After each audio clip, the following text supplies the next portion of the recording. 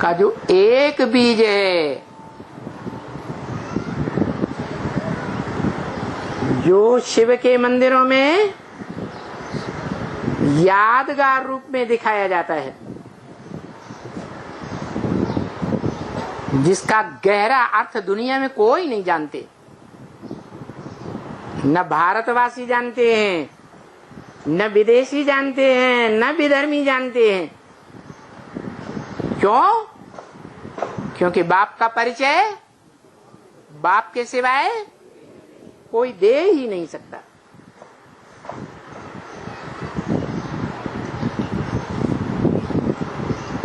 और वो बाप सिर्फ साकार होता है या निराकार? सिर्फ साकार होता है।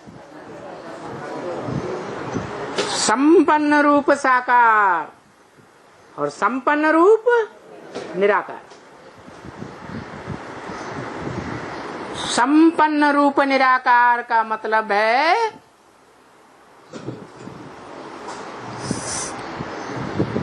सप्तधाम वासी। जो बाप शिव का विरुद्ध है कि मैं इस पति सृष्टि में पति तन में आता हूं तो तुम बच्चों को नंबरवार आप समान बना के जाता हूं। जो अव्वल नंबर बाप समान बनता है, बीज रूप स्टेज में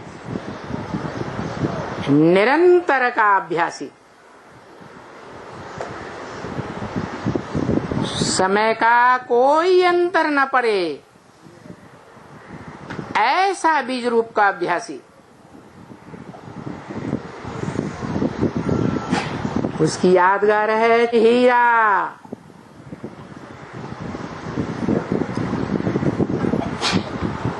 जो आखिरी पत्थर बुद्धि बन जाता है।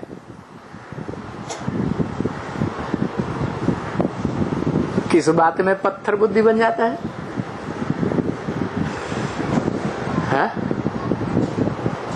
कोई प्रूफ और प्रमाण होना चाहिए या नहीं?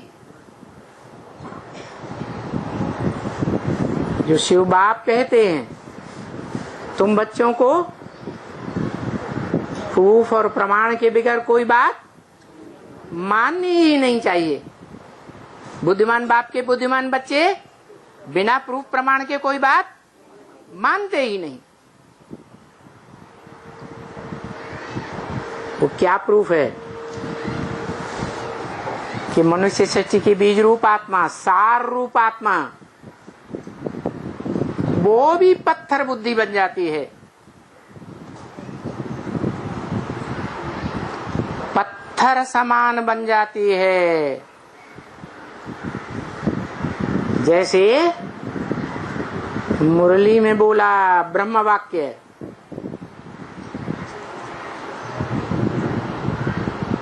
साकार और निराकार के मेल में से शिव को हटा दो तो क्या रह जाएगा? है शव रह जाएगा। जीवंत या निर्जीव? है निर्जीव।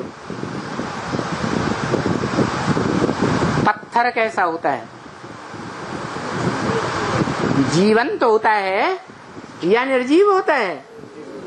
हैं? निर्जीव।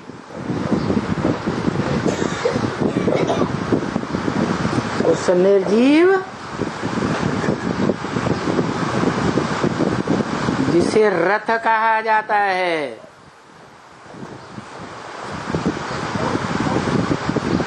उसका आधार लेता है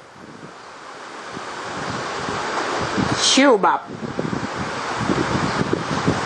जन्म मरण के चक्र से न्यारा होने के कारण त्रिकालदर्शी बाप रथ का आधार लेता है या चैतन्य आत्मा का आधार लेता है? हैं? रथ का आधार लेता है। रथ को कंट्रोल करता है युक्ति से। रथ की इंद्रियों को कंट्रोल करता है युक्ति से,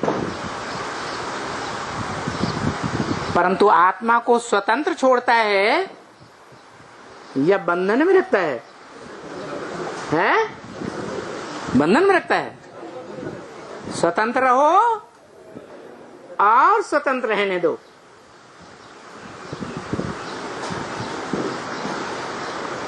आत्मा की स्वयं की इच्छा है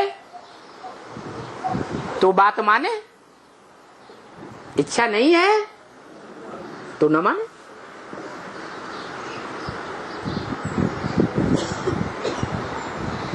सभी आत्मा रूपी बच्चों के लिए एक नियम अपनाता है या अलग अलग नियम अपनाता है? एक ही नियम।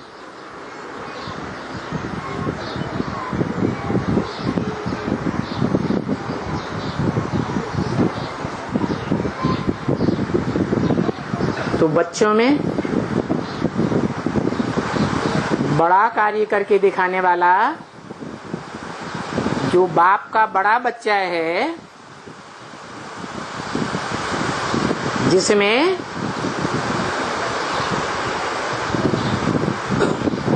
बाप की प्रॉपर्टी क्या बताई? सत्य, ज्ञान। सत्य का ज्ञान है, असत्य का ज्ञान? सत्य का ज्ञान, जिसमें सत्य भाव 100% आ जाता है।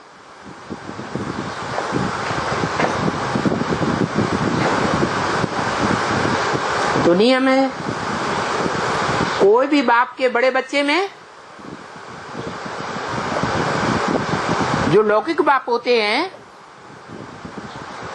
उनके अंदर जो सत्य की शक्ति होती है,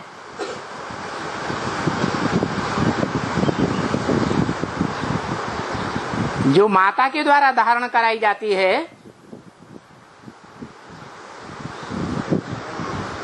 धारण करने वाली माता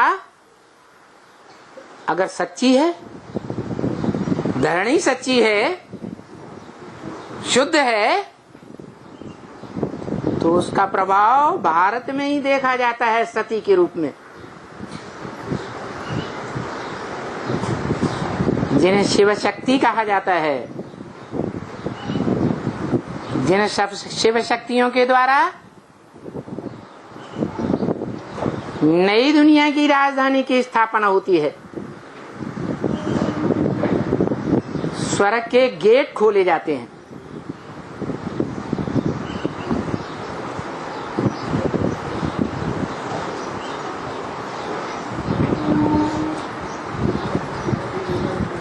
ये शक्ति कहां से आई है? जो भारत की कन्याएं माताएं, जो विदेशियों बेधर्मियों से प्रभावित होती रही, जन्म जन्मांतर होती रही, 63 जन्म लगातार, उनमें ये शक्ति कहां से आ गई है?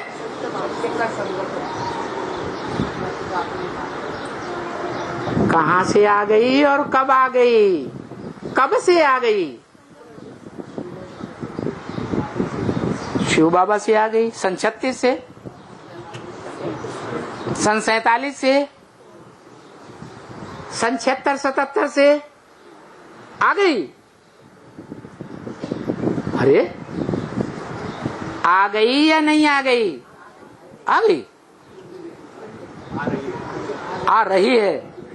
अच्छा, आह्वान हो रहा है। विजय माला का आवाहन हो रहा है। माला मानी संगठन।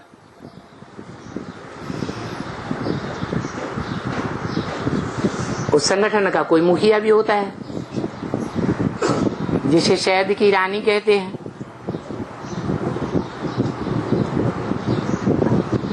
शहद की रानी को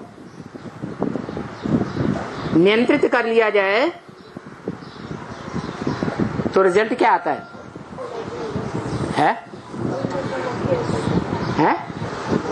सारी शहद की मक्खियों का झुंड रानी के पीछे आ जाता है, देर नहीं लगती है। जैसे रावण की नाभि में जहां 16,000 नाड़ियां इकट्ठी होती हैं, एक बाण लगा और रावण धराशायी हो गया। जो बोला भारत माता शिव शक्ति अवतार, अंत का यही नारा है।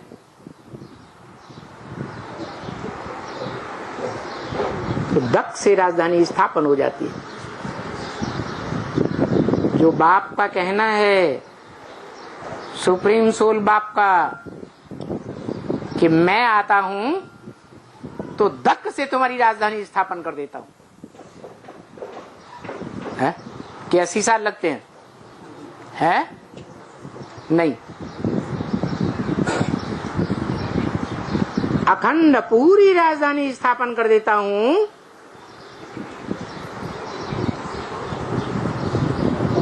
कि अधूरी राजधानी स्थापन कर देता हूं? है? अखंड संगठन, ऐसा संगठन तुम ब्राह्मणों का बन जाएगा जिसमें एक भी भिखारी पांव भी नहीं रख सकेगा।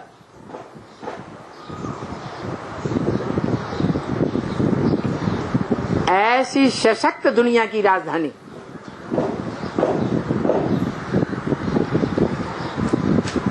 भारत में स्थापन होती है।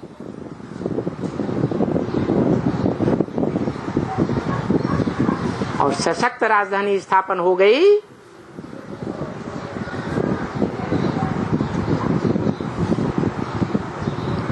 तो क्या रिजल्ट होगा? दुनिया के जो देहधारी धर्मगुरुओं के द्वारा स्थापन की हुई धर्म की मान्यताओं वाली यूनिटी है, वो ध्वस्त होने में देर लगेगी, 80 साल लगेंगे, या थोड़े में ही नष्ट हो जाएगी। जो आदि में भी 10 साल लगे थे। बीज रूप आत्माओं का संगठन तैयार हुआ था।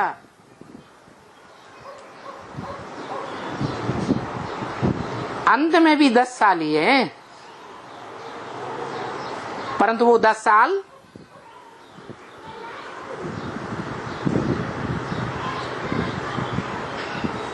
बाप के जो सिकील दे बच्चे हैं उनके लिए हैं, या विदेशियों विधर्मियों के लिए हैं? विदेशियों विधर्मियों के लिए आखिरी 10 साल हैं।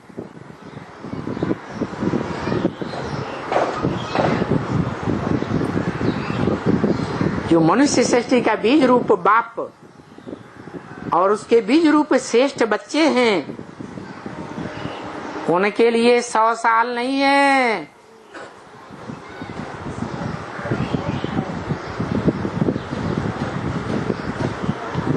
ऐसे नहीं समझना है कि अभी 20 साल पड़े हैं।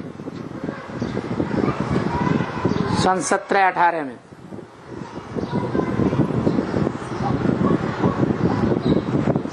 वो ही बात इस अव्यक्त वाणी में बताई है कि अभी अंत समय है। ये बाप का संदेश 500-700 करोड़ तक पहुंचाना है कि सारी मनुष्य सृष्टि का जो एक बाप है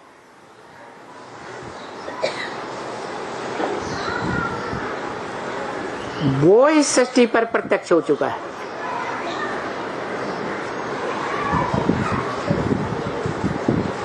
जिस साकार बाप से साकार मनुष्य सृष्टि का साकार वर्षा मिलता है या निराकार वर्षा मिलता है? स्वर्ग साकार होगा या निराकार होगा?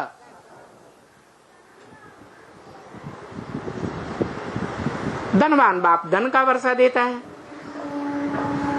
जमींदार बाप जमीन का वर्षा देता है।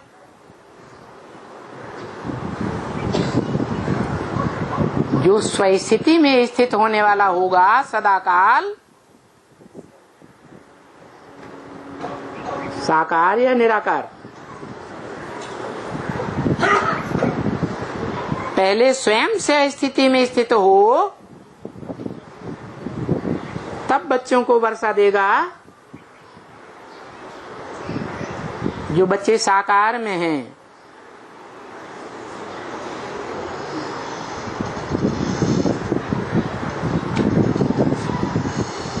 साकार से साकार वर्षा मिलता है, निराकार से निराकार का अखंड वर्षा मिलता है।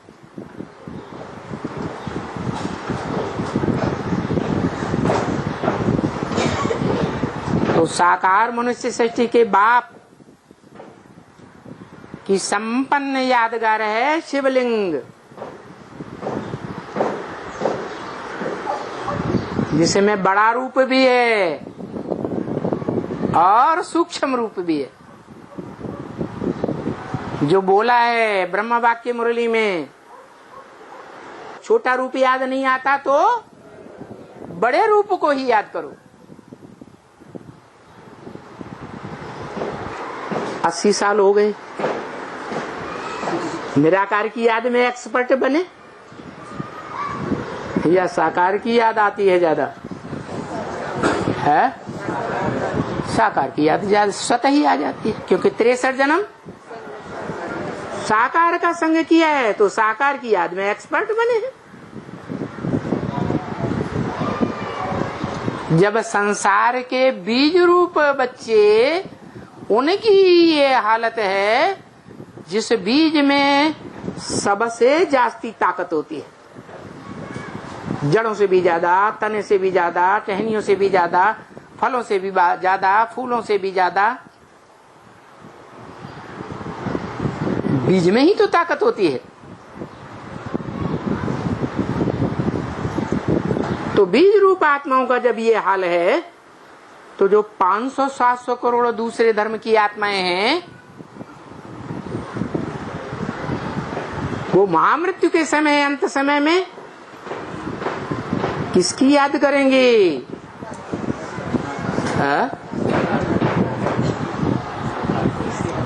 निराकार को याद करके मुक्ति, जीवन मुक्ति पाएंगी या साकार को याद करेंगी?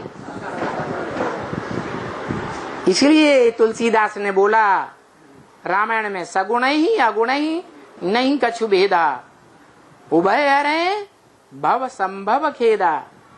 साकार और निराकार में कोई भेद नहीं है। जो साकार है वो ही निराकार बनता है।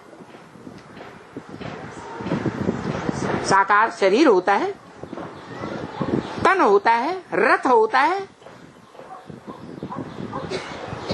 भगवान तो निराकार है।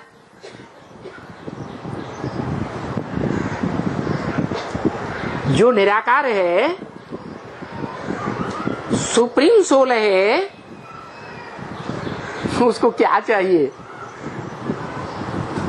अरे नई सृष्टि रचने के लिए उसे क्या चाहिए? कुछ चाहिए या निराकारी रूप में फुदुक फुदुक करके सृष्टि उत्पन्न कर देगा? साकार चाहिए ना, तो उसे रथ चाहिए या निराकार आत्मा चाहिए? तो जो टोटल रथ बन चुका, एकदम जड़ बन चुका, नाम दे दिया जड़ भरत।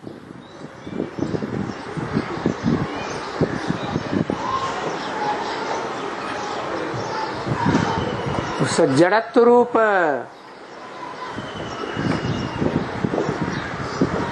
का आधार लेता है। कौन लेता है?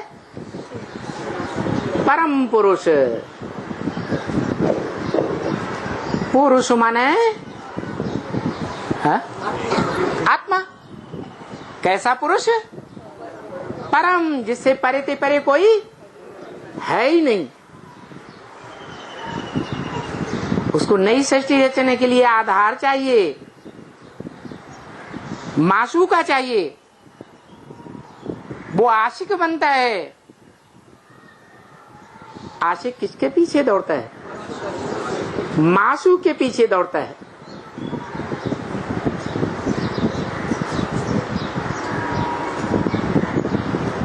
जिसके पीछे दौड़ता है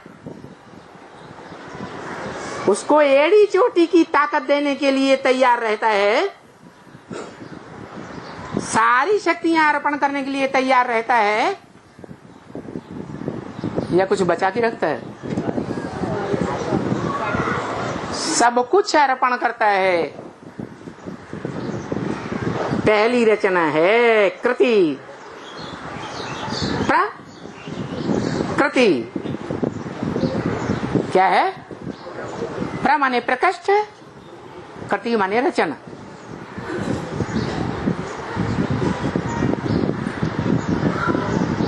उसको कहते हैं भारत माता।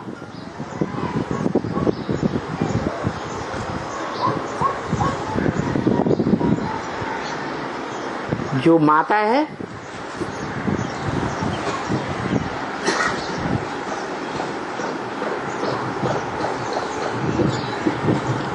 वो माता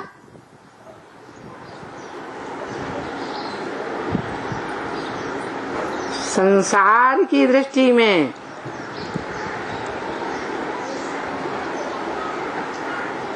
मात्र प्रधान है। भारत देश क्या है? मात्र प्रधान देश। दुनिया का और कोई देश नहीं है जो मात्र प्रधान हो। सब पुरुष प्रधान।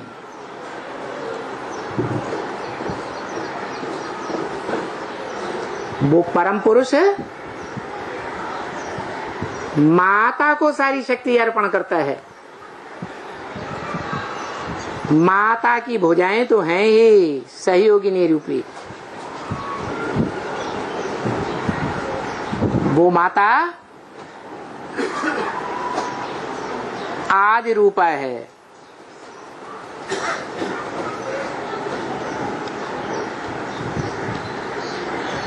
क्योंकि वो सारी शक्तियां प्रकृति पति से लेती है।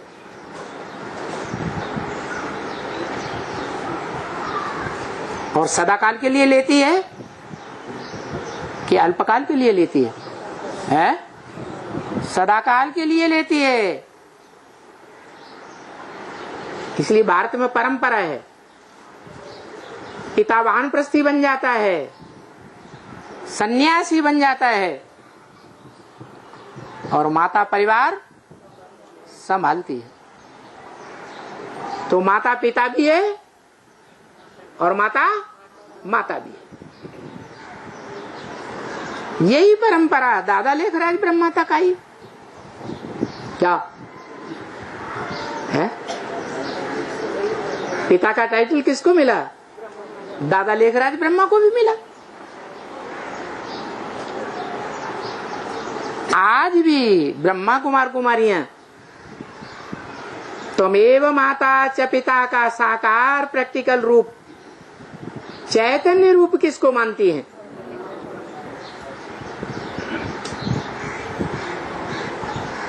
तो देखो ये परंपरा भी कहां से शुरू होती है? ब्राह्मणों की दुनिया में जो पहला ब्राह्मण कहा जाता है, कौन?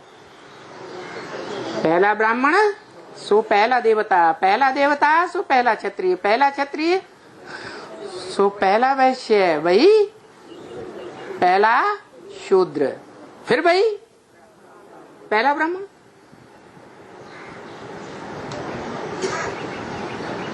वो ब्राह्मण जब संपन्न बनता है तो ब्राह्मण देवता पूजनीय बनता है। जो पहला पहला पूजनीय बनता है उसी की यादगार शिवलिंग है। फिर शिवलिंग क्यों कहा जाता है? शंकर लिंग क्यों नहीं? है? बड़ा? अरे शिवलिंग क्यों कहा जाता है? जो बोला ब्रह्म वाक्य में बोल दिया, मुरली में मेरे लिंग की पूजा होती है और देवताओं के अन्य इंद्रियों की भी पूजा होती है। नेत्र कमल, मुख कमल, हस्त कमल, पाद कमल, मेरे लिंग की पूजा होती। अच्छा, शिव को लिंग है, इंद्रियां हैं, तो किसके इंद्रिय की बात है?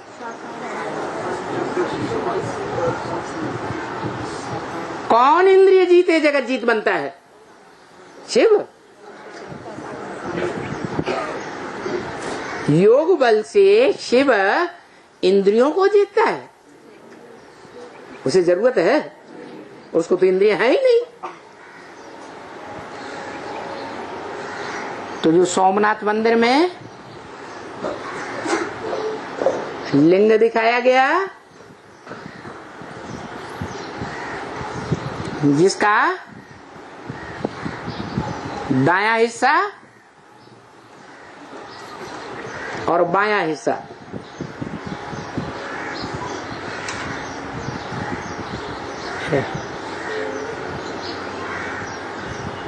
जड़त्व की यादगार है।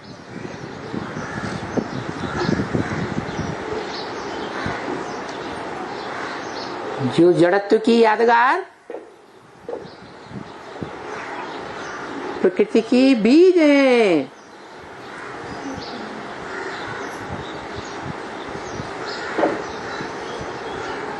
परा प्रकृति भी है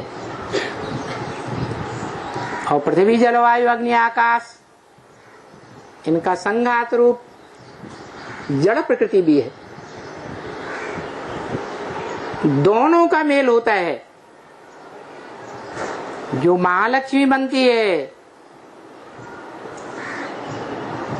वो ही लिंग रूप है और वो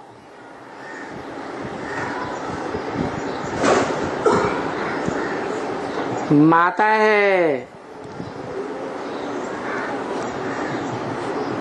जो यादगार बनी हुई है, त्वमेव माता।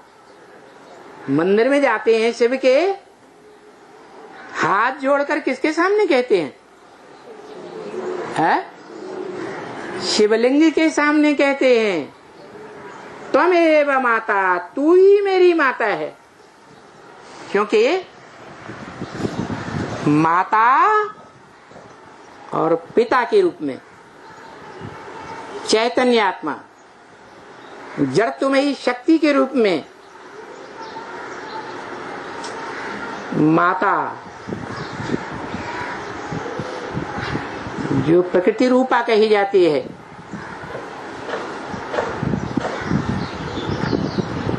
सात्विक रूप भी है, तामसी रूप भी है, दोनों का मेल भी है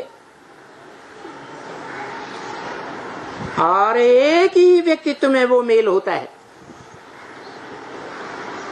जिसे परम पदधारी विष्णु कहा जाता है।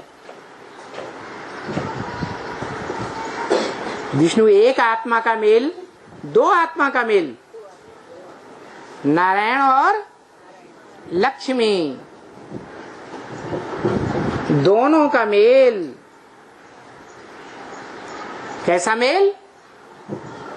सात्विक मेल या 100% तामसी मेल? आज के स्त्री पुरुषों का कैसा मेल है?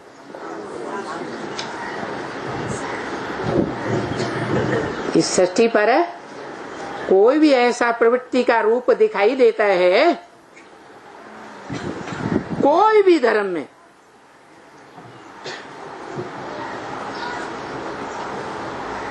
जो वाइब्रेशन से, दृष्टि से, वाचा से, कर्मेंद्रियों से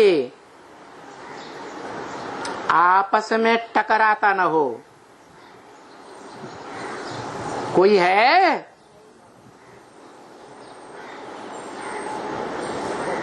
कोई देखा जा सकता है ढूंढने पर? है? नहीं देखा जा सकता।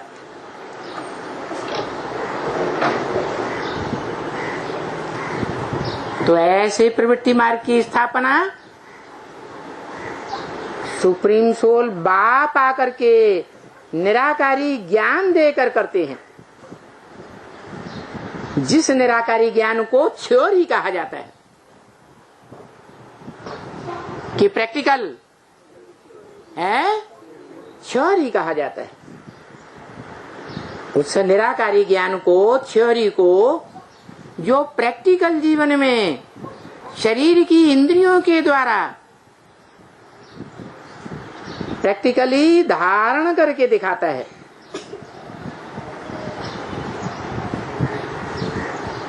वो ही शिवलिंग रूप है, जो गीता में क्या कहा गया? अव्यक्त मूर्तिना। मूर्ति तो है, मूर्त माने साकार या निराकार है? साकार। लेकिन अव्यक्त मूर्त माना साकार होते हुए भी नाक, आंख, कान, हाथ, पांव दिखाई नहीं देते, ऐसी मन बुद्धि की निराकारी स्टेज में टिक जाता है। निरंतर युग के संगम युग के लिए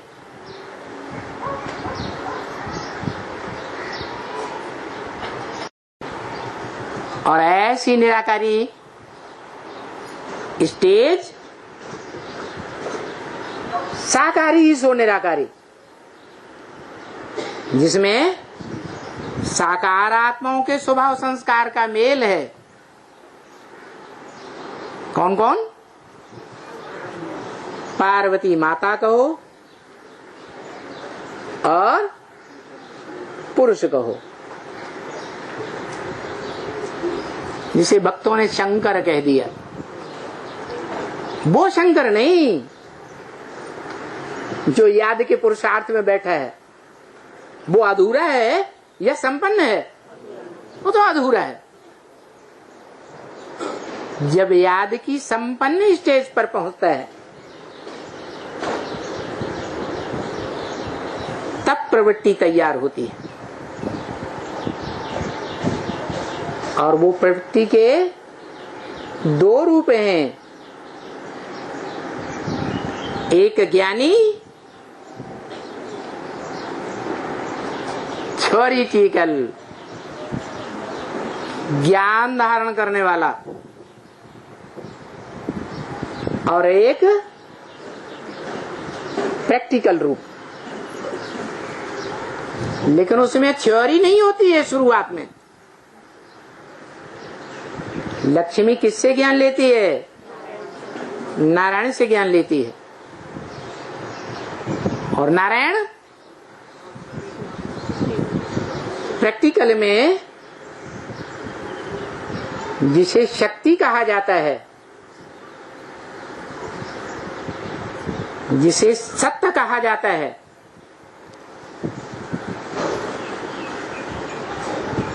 उस सत्य को संसार में विख्यात ही नहीं कर सकता जब तक प्रवृत्ति न धारण करे। ये अंधे लंगड़े की कहानी है। लंगड़ा है, किस बात का लंगड़ा है? हाँ जी। और अंधा ज्ञान का अंधा है। दोनों का मेल होता है तो पक्का अर्धांगिनी बन जाती है।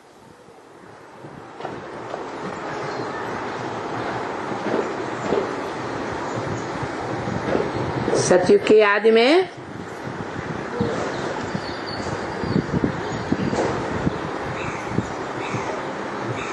वो महाराजा कौन है? जो पत्थर बुद्धि था। कौन सी बात में? अमृत छोड़ बिख काहे को खावे। इस बात में पत्थर बुद्धि यह धारण करता है विष पाई है या अमृत पाई है? विष पाई है। श्रीमत को फॉलो करने वाला है पूरा। किस एक बात में पत्थर बुद्धि है ना? तो वो पत्थर बुद्धि पारस बुद्धि कैसे बने? दुनिया में जो भी सन्यासी हुए, इब्राहिम, बुद्ध, क्राइस्ट से लेकर कोई भी धर्म पिताएं, प्रवृत्ति के पक्के रहे या कच्चे रहे, कभी प्रवृत्ति को जीवन में निभाए नहीं सके। और शंकर को भी दो रूपों में शास्त्रों में दिखाया गया, निवृत्ति में भी है और प्रवृत्ति में भी है। जब प्रवृत्ति है तो संपन्न है, उसको कहते हैं विष्णु रूप। ब्रह्मा सो विष्णु बनता है। ऐसा विष्णु जिसमें नो विषय टाल। विषपाई में विष का नाम निशान भी नहीं रहता।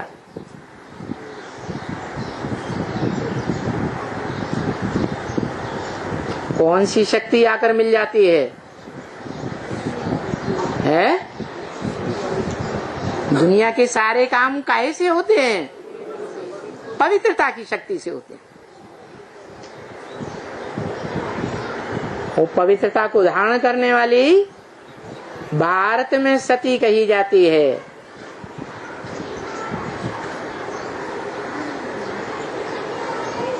जो 2 नंबर की सती मानी जाती है, वृंदा, तुलसी का अवतार। सेकंड क्वालिटी, उसमें भी इतनी शक्ति है कि जब तक राक्षस जालंधर के पक्ष में रही तब तक उसको भगवान कहा जाने वाला, माना जाने वाला, उसका कुछ भी नहीं बिगाड़ सका। पूरा परिवार भी कुछ नहीं बिगाड़ सका। और जो वही सती उसके कंट्रोल से बाहर चली गई तो धराशायी हो गया।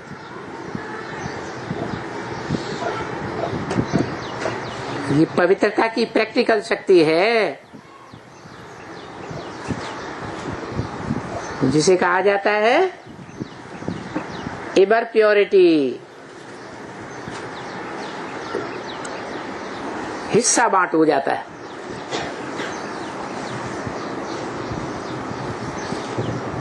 थ्योरी हमारी और प्रैक्टिकल तुम्हारा, दोनों का मेल। थ्योरी आत्मा में बनती है, ज्ञान की थ्योरी, जानकारी की या शरीर में बनती है? आत्मा में बनती है। और प्रैक्टिकल शरीर से होता है। तो प्रकृति रूपी जो माताएं हैं, जिनको शास्त्रों में 2 नाम दिए, दिति और अदिति,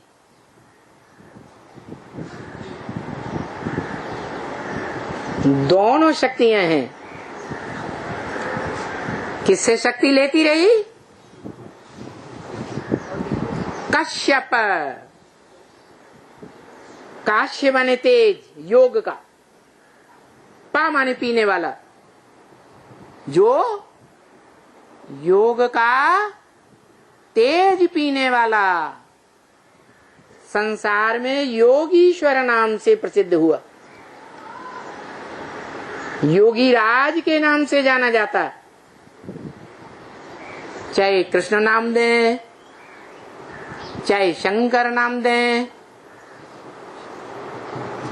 चाहे ब्रह्मा का पहला पुत्र सनत कुमार नाम दिया जाए, योगीश्वर एक ही होगा या 3 होंगे? एक ही है। उस एक ईश्वर योगीश्वर से सारी जड़ जंगम सृष्टि कोई न कोई रूप में आगे पीछे योग जरूर लगाती है।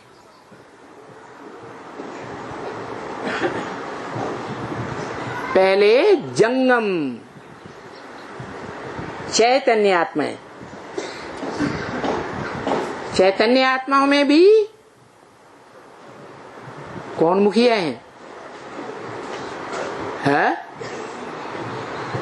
अरे चैतन्य प्राणी हैं, उनमें सभी में आत्मा है, उनमें मुखिया कौन है?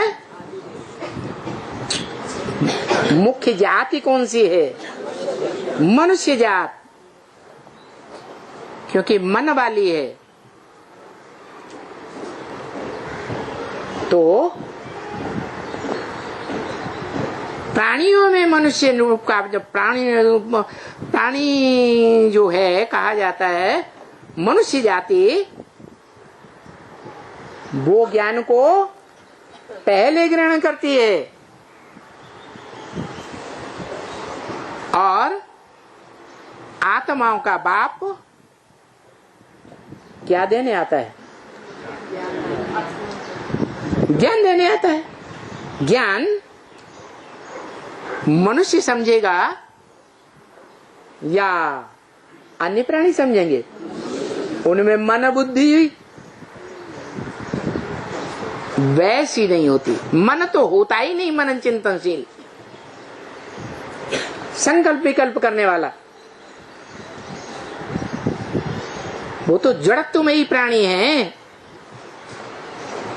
आवेग आया और कर बैठे, 1 सेकंड की भी देर नहीं लगाते। मनुष्य सोचता है, विचारता है, उसे मनुष्य कहा जाता है। मननात् मनुष्य। मनन चिंतन नहीं करता तो मनुष्य मनुष्य नहीं है, जानवर से भी बदतर है।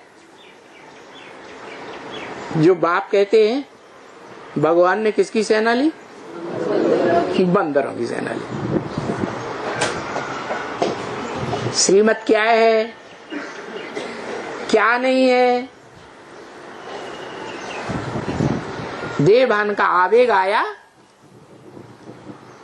और कर बैठे। ऐसे बंदरों को मैं किस लायक बनाता हूं? मंदिर लायक बनाता हूं। जिन मंदिरों में स्वयं ही वो पूज्य हैं और स्वयं ही पुजारी रूप में दिखाए जाते हैं। तो शिवलिंग जहां पूजा हुई द्वापर के सात्विक समय में, तो शिवलिंग वाली आत्मा कभी पूज्य भी थी सारे संसार के लिए। सारे संसार के लिए कि थोड़े बहुतों के लिए? सारे संसार की दृष्टि में पूजी थी, क्योंकि सारे संसार ने पहचाना था बाप को। जो ब्रह्म वाक्य मुरली में बोला, फादर है तो फादर जरूर मिलना चाहिए, फादर सिर्फ कहें और फादर कभी मिले ही नहीं, वो फादर हो ही नहीं सकता। सारी दुनिया की जो भी आत्माएं हैं सबसे आकर मिलते हैं।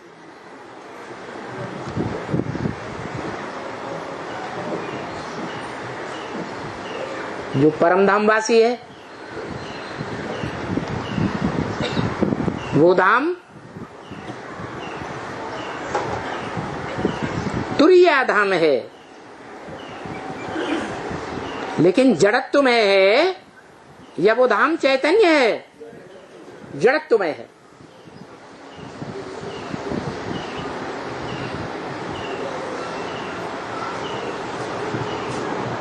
वो बाप उस जड़त्वमय धाम तुरिया धाम में पूरे 5000 साल टिक कर रहता है।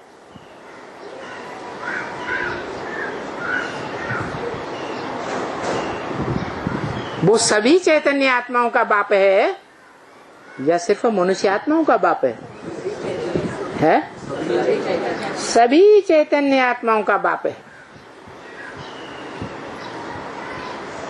लेकिन मजबूरी ये है कि जो भी और प्राणी हैं,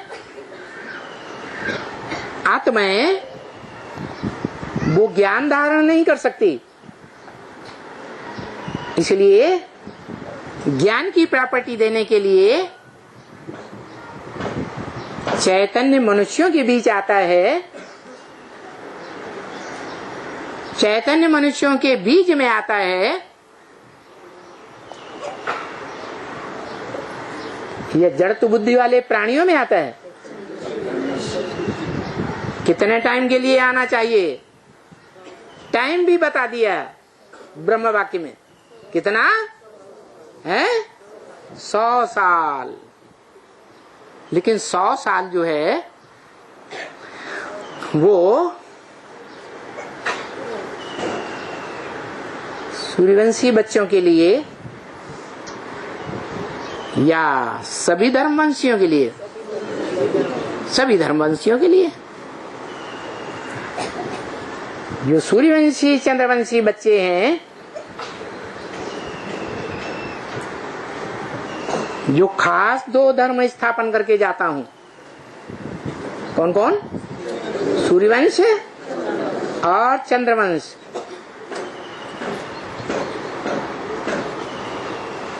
उनमें भी वो चंद्रवंशी